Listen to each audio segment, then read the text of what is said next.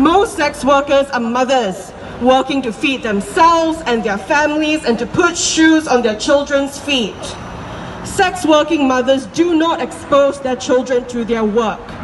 Women go into sex work to escape exploitation, abuse, and low wages which are rampant in other jobs commonly done by women, to escape poverty, destitution, and to make sure our children do not go hungry. Yet this is used against us to take away our children with judgmental social workers, lawyers, judges, and the courts assuming that sex workers are bad mothers. We have seen a drastic increase in the number of cases that we have been working on of sex working mothers that have had their children taken away from them. This separation is destructive and traumatic to mothers and their children. We have seen women crippled with fear that their past sex work is going to be used against them even when they have stopped working. Women of color and migrant women are judged particularly harshly.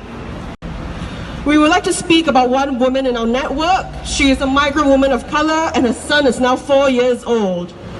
When she had a son, she became depressed, and postpartum depression is something experienced by many new mothers.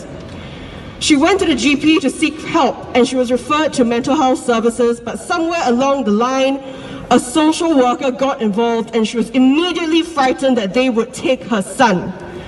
In her words, she said, "If I ever said the word suicidal in front of a social worker, I knew that they were going to take him away from me."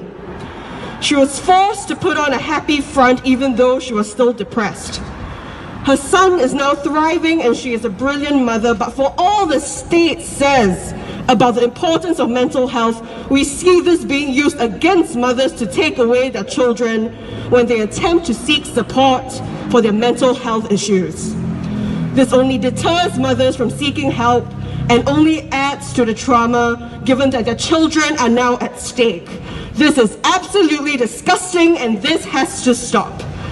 The ECP is with support, not separation, because our struggles are so closely interconnected. Take away our poverty and not our children. Thank you.